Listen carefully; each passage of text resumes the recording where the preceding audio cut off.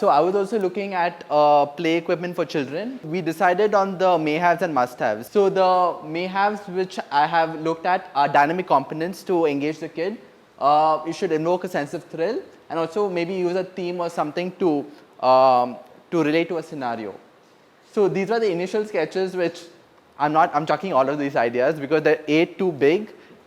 It also requires more complex mechanisms and all that and not a direct like biomimicry. So the first concept I thought was, okay, let's take an imaginary creature, and this is also a ride-on, but this is a scooter. So the child has to push with one leg and then move on it. And I was thinking of dinosaur because the form of the scooter goes with the shape of the scooter as well. So the tail has a slot, so that will move, and the legs, the front pair of legs attached to the wheel, and then it translates the motion to the hind legs as well. So the second concept, I was looking at an elephant. So the red circles are the most dynamic when the elephant is walking. So you have the tusks and the trunk and the tail, which you can easily see. Ears also is something very prominent in an elephant. And the legs move, but you really can't, compared to other things, that's not what's prominent. And also it moves, sways from right to side. So the concept I was looking at is something where the whole thing is on a huge set of wheels and then a small pair of back wheels. The trunk, the tusk and the tail are on pivots, so when they move, it loosely moves around, and the wheels are eccentrically mounted to give the sway of the things. The ears flap because the ears are connected to the huge set of wheels, and there's like a hook. So when it moves back, it pulls the ears back.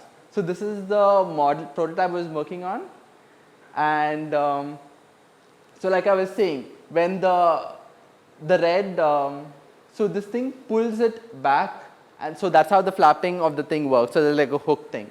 The concept which I kind of finalized on is the rhino. So I was really looking only at the head of the rhino. So it has two things. So when it's charging, it kind of goes down and it pulls your horn up. So that's one movement. And then to release itself, it does this sideways motion. So that's the second motion, and when it's charging, the first motion. So I was also looking at bumper cars and how children like to play with bumper cars. So the concept I came up with is the rhino ride.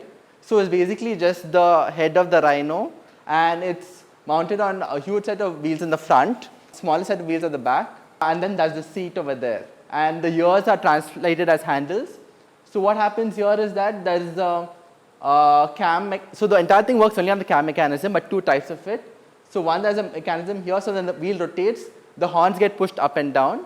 The second thing is, that is the setup for the front pair of wheels. So it does that sway motion happening when it's moving forward. So that's what happens when the rhino is charging forward, that there's a sway happening so that it gets the feeling of unpredictability and charging while going ahead.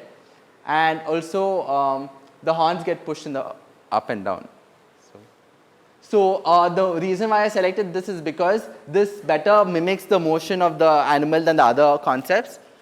This is more thrilling for the user compared to others as well. And here, like, many people could have these rhinos, and it could be a group activity as well, like charging into each other. And so I was just thinking, since it was going to be an older age group, this can be more masculine and it need not be cute and friendly. So I was thinking this would appeal more to the boys rather than the girls, so that's okay. And there's also just one simplicity of mechanism, just one mechanism which is used. So that's why I chose this one.